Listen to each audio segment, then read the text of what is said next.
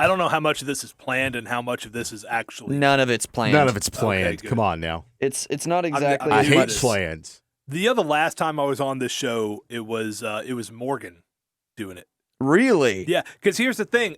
Morgan. That's a big gap. Morgan had me on a Huge. couple of times the first year I was here, and then you come in, and you Huge. and I are buddies, and so I think, oh yeah, he'll probably have me come on the show several times, and it takes Jeff being out before I even get an invite.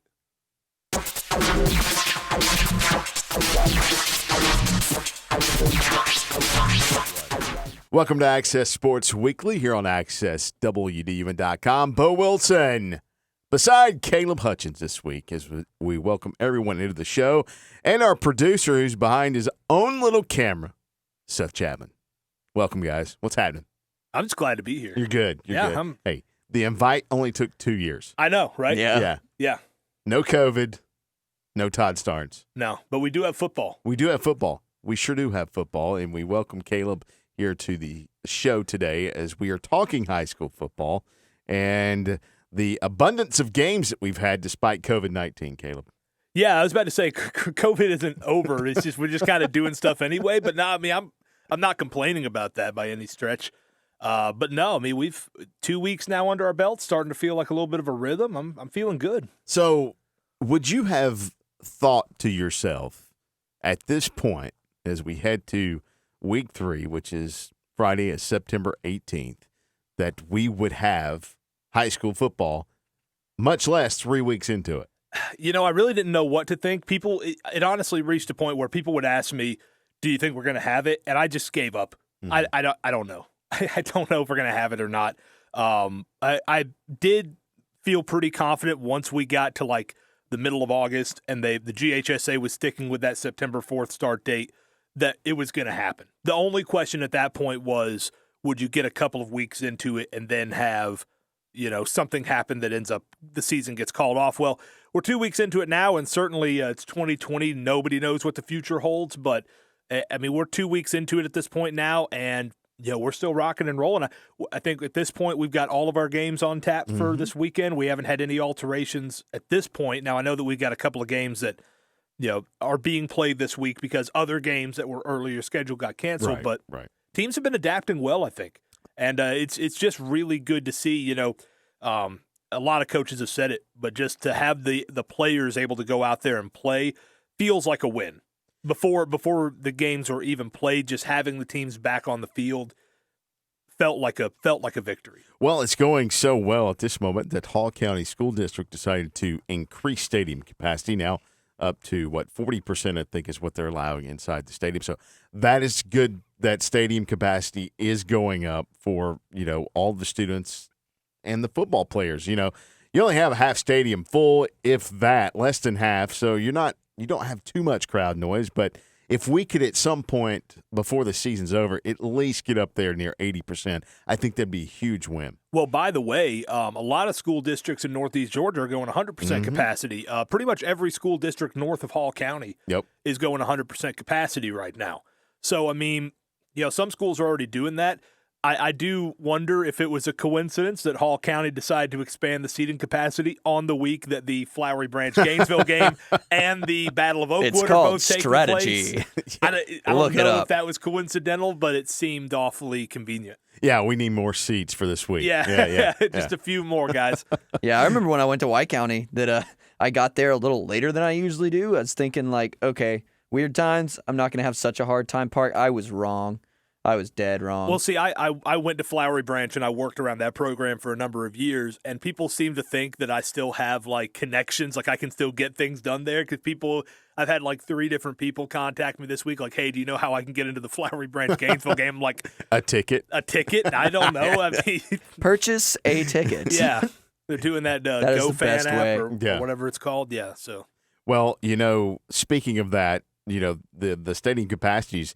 The Raymond Prince Avenue game last week, apparently there were some rumors floating around that ESPN had in the contract of only half capacity of Raymond, but to look at it on television, it looked packed. It wasn't 100% capacity, but it also looked like more than 50%. So close. Oh, yeah. It was not 50%, and that's especially not on the visitor side where the Prince Avenue Christian fans were. Mm-hmm. That side was pretty well packed out. There were some empty seats on the Rabun County side where it looked like they had tried to limit things a little bit, but I would say it was a lot closer to 80 or 75% than it was to 50. So speaking of that game, Rabun, Prince Avenue, what a game that was. Of course, Rabun jumping out quickly on Prince Avenue, but Prince Avenue second half, wow, they came firing back, tied it up with a chance to win that game. And one of the other things, Caleb, we finally got to see Brock Vandegrift and Gunnar Stockton go at each other. Yeah, and it was a great battle. I mean, both quarterbacks I thought played well. Brock Vandegrift was playing on the lesser team, I believe. Rabun County had a deeper team, a more talented team on the whole than what Prince Avenue Christian had. So Brock Vandegrift was fighting an uphill battle. Gunnar Stockton played phenomenal throughout the game. I was really impressed with Vandegrift leading that comeback there in the second half and getting that game. It was 31-7 Rabun County at one point, and Brock Vandegrift leads them back on the road to tie up the game. Now, Gunnar Stockton ends up getting the last laugh. Rabun County ends up winning the game, which is great. But I was thoroughly impressed with both quarterbacks. So you've got Rabun, Prince Avenue in week 2. Any other week 2 surprises for you as far as outcomes? You know, one thing I was impressed with, and this is probably not the direction that you expected me to go on this, but I was impressed with East Hall and what they did in week 1. When you figure everybody looked rusty in week 1 with very few exceptions around the area. We know Jefferson looked really good. Gainesville looked really good in their opener. But most teams look rusty at the very least in week 1. East Hall comes out at West Hall. West Hall gets out early on them 14-0. West Hall's already got a game under their belt. They're at home. East Hall comes out and scores 30 unanswered points in the second and third quarters. And the game is basically over. I mean, West Hall did end up chipping back into it, and they did get back within 8 late, but East Hall was able to hold them off. East Hall didn't look that fluid offensively really at any point almost last year as they did that second and third quarters. The other surprise to me was to see White County, not surprised that they won because I thought they had a shot, but surprised that they were able to come back after Hart County had built that big lead on them in the second half. I was really surprised to see White County be able to pull that one off. They continued to impress us here early in the season. Well, it was the Walker-Cooper show in that East Hall game. Asir Walker and Cleet Cooper. I think Cooper had over 400 yards passing, and Walker had half of those, or just over half of those receiving. So big offensive game. And I think this week they play Franklin County at home. That's going to be an interesting task for East Hall to see exactly, how, if they can continue that. In talking to Coach Perry earlier this week, talking about, the defense has got to set the edge for them. Well, Franklin County's been really good. And that was, I don't know that we expected Franklin County to be as good as they've looked here in the first couple of weeks, but they've been blowing people out. So it'll be a pretty good test this week for East Hall to see how they look. The home opener, that'll be fun. But I agree, it's going to be a really good test for the East Hall defense. It should be an interesting one to watch. And Franklin is looking like a big, Hart County sitting at 0-2. Franklin County is looking like a bigger player in Region 8-3A, which is the region where East Jackson is. And, Stevens County, I think, is 1-1 right now. Hart County's 0-2, so Franklin County might be a bigger player than we thought out there. All right, so let's move to the big games this week that's on tap. Of course, Jefferson-Rabun County, one of the big games, and we'll have coverage of that on 102.9.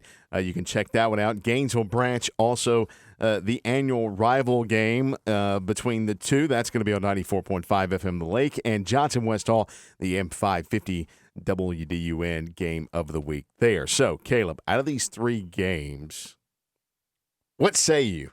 Oh, boy. Are you asking me to pick one? No, just, what piques your interest the most out of these 3 games? What piques my interest the most is it's probably the Flowery Branch Gainesville game because there are, you've got the rivalry aspect, but you've also got a Gainesville team coming in red hot. Now, they've had a bye week to sit in, after that, so we'll see if they're able to carry that momentum. But there are so many different angles we could talk about this game from, Bo. I mean, we could talk about the rivalry. Flowery Branch has won 2 in a row. They've never won 3 straight against Gainesville. You could talk about it from, what Gainesville's looking to build off of what they did in that opening week against Stockbridge.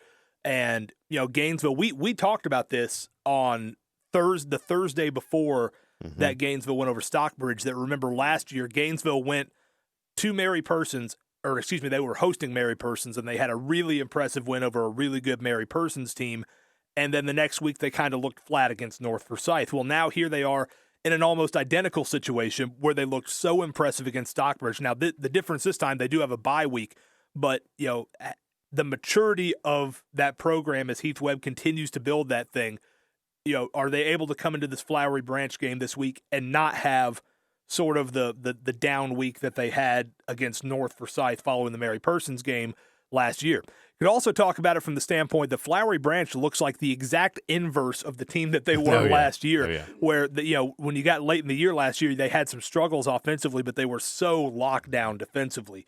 It's almost the exact opposite this year. Their defense is having problems stopping people, but their offense looks pretty significantly improved in my estimation when you look at what David Renard is doing at quarterback.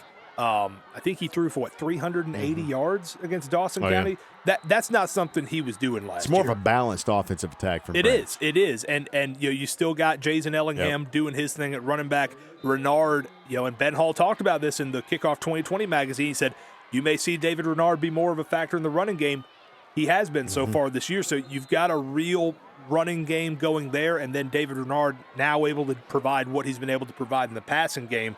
But if Flowery Branch is going to have a shot in this game, they're going to have to play better defensively than what they've played the first 2 weeks, because I don't think they can give up 38 or 45 points to this Gainesville team and still win the game, because I think this Gainesville defense is probably going to be the best one that they have seen so far. So there's a lot of different angles to talk about this Flowery Branch Gainesville matchup from, and so I think that's probably the most intriguing one on the schedule. Now, the best matchup in terms of state ramifications and what people around the state are going to be looking at is probably up in Rabun County again, with them hosting Jefferson. Well, speaking of the Gainesville Flowery Branch game, it's, if you check social media out, you'll see some trash talking. Yes. And I had a chance to catch up with Coach Webb and Coach Hall this week to talk about the significance and the meaning of this game to both fan bases. Well, it's big for us, specifically because they're the only team in Hall County that'll play us. So, so just from a standpoint of having some sort of local rivalries is important. All of their kids know each other, know our kids, and our kids know their kids. Same thing with the coaching staff. It's one of those things where we're just very familiar with each other, which makes it fun and makes it lively. And there's trash talk all week long. I've already seen some of it. Going on, that kind of thing. And it's good natured, of course, but so those kind of things are happening, and so it just makes the game fun. And well, it's good to have a good Hall County rivalry game, and the kids in the school are excited, and I'm sure all the banners going back and forth on social media with the student bodies, but our kids have it's going to be a little thicker environment, and that's what you look to gain out of the preseason to get you ready for big region games and the postseason if you're able to make it there. And I like playing quality people, and Gainesville's definitely a quality. Of course, both coaches talking about the student sections and the students on social media trying to get into it and pump this game up. And one of the interesting things that Coach Webb was talking about when he coached at Flowery Branch in 2012, when Flowery Branch won that game and won the region, because that game was for the region championship, and Gainesville goes on to win the state championship, but they still had the bragging rights in that series. Right. Yeah, no, and this was a rivalry that was so hot in the 2000s. I mean, this was the game in Hall County for probably a solid 7 to 8 years. And then it kind of cooled off because the teams moved around classifications. They weren't always playing. I looked it up just to make sure I had the numbers right. There was an 8-year stretch where they only played each other 4 times. And I think that kind of cooled things off just a little bit, but this is their 3rd straight year playing now.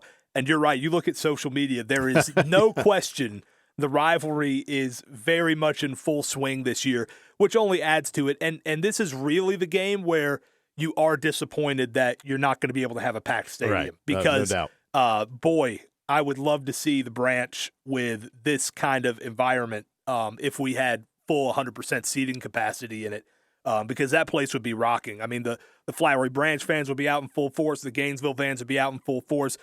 You'll still have a lot of people in the stands. Hall County now obviously bumping up the amount of people they're allowing. but it is going to be different than what it would have otherwise been. All right, so now let's move to the point of the show. Of course, you can check all of these game previews out on Access coming up tomorrow, today, actually. It's Thursday. So you can check those out. And Jeff Hart, he's been working behind the scenes this week to get those finished. Now it's time for... My mic's not on. Smooth.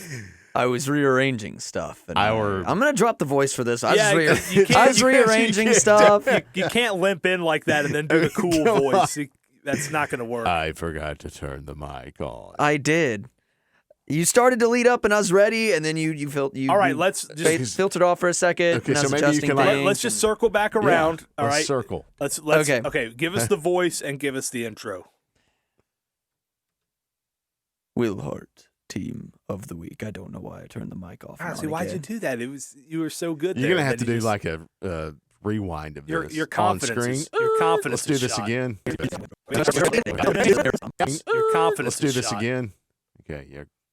Get your confidence. I'm not doing it again. It is now time for Third time's a charm. WilHart Team of the Week. We'll go with that one with the there big we voice go. guy back there. So WilHart I Team did of the it, Week. guys. This one, Hart was throwing in his vote for this one through the phone earlier. Looking at the stats and looking at what's going on, wow, the Buford softball team, 17-2 overall, 9-0. Winners yesterday over Hab Central on Tuesday, actually. They beat Hab Central 14-1, I believe the score was. But freshman Mackenzie Pickens, 4 for 4, a solo home run, a grand slam, a 3-run home run, 9 RBIs, and 3-run score. Is that good? That's good, right? That's good. That's pretty good. That's a perfect day, man. Yeah. Well, she almost hit. Perfecto. Did she hit the cycle of home runs? A solo home run, a 2-run home run, a 3-run home run, and a grand slam? Yeah, if she would have got a 2-run, it would definitely be the home run cycle. And so that's Jeff's vote for Team of the Week. That's Jeff's vote, Team of the Week. Do you have a vote for the Team of the Week? My vote for Team of the Week is White County. Ooh. White County gets my vote.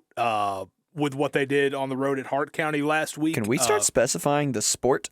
Football. White County there we football. go. Thank you. Because we keep jumping. I noticed that last show. We keep jumping between the I'm new here. sports. I don't know all the. No, it's not you. It's his him. first time ever here. It's everybody. Well, nobody asked me anything before I came on this show. Like, this is like, it's a really good show, but I I'm not expected mad- to come in. I'm and not be mad like, at you, Caleb. I'm some just stuff lined disappointed. up. Here's what we're gonna do. Here's what we need you to do. But no, I'm just sitting here. Look, I had it here on the counter for you there. I'm not mad. That's not what that is. I'm just gonna go ahead and tell you, folks. That's not what that is. Listen, I'm not mad or anything. I just think it'd be better for the viewers if we specified the sport.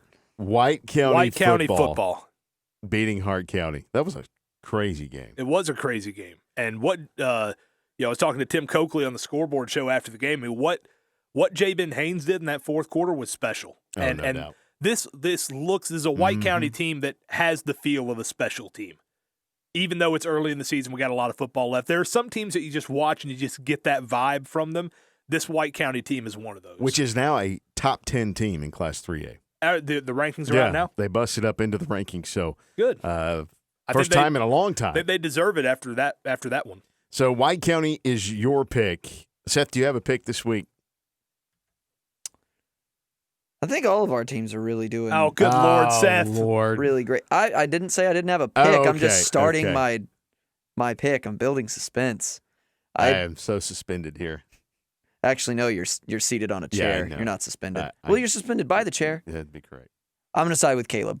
Your forgot about vote's Jeff. White County football, and your vote's White County football. Yep. And of the significance of the win this week, out of the two that we have on the table, I'm going to throw my vote to Tim Coakley and the White County Warriors. Congratulations. There we go. Congratulations to White County. You are the WilHart Team of the Week. Of course, the unsponsored WilHart Team of the Week. Do we have like a And, cool graphic for that? Oh, no. Like that slides across the screen? Like, Yo, do we? Yeah.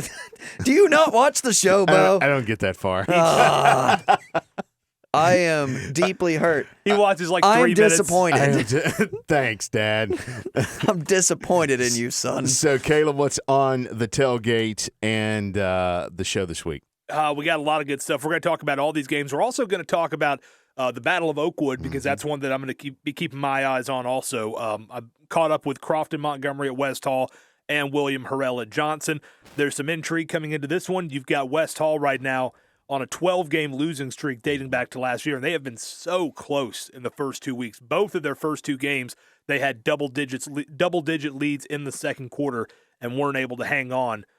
Meanwhile, you've got Johnson looking for their first win under William Harrell, and let's not forget what happened last year when West Hall had the 6-year winning streak in the Battle of Oakwood, and Johnson stunned them at West Hall with that walk-off field goal. So a lot of intrigue around this one. We'll talk about that. We'll talk more about the Raven County-Jefferson matchup and Flowery Branch Gainesville, and give away some prizes and just have a lot of fun. Some cookies? Yeah, cookie cake. Actually. Oh, cookie cake, yes. No. All right, so check the show out. Starts at 6 o'clock on Friday, the Tailgate Show. So also go to accesswdun.com for all of your high school football coverage, as we'll have, again, the full previews up later today on the website. For Seth Chapman, Caleb Hutchins, I'm Bo. Happy week 3, everyone. Make sure to like and subscribe. Check us out. We got all our highlights on this YouTube channel.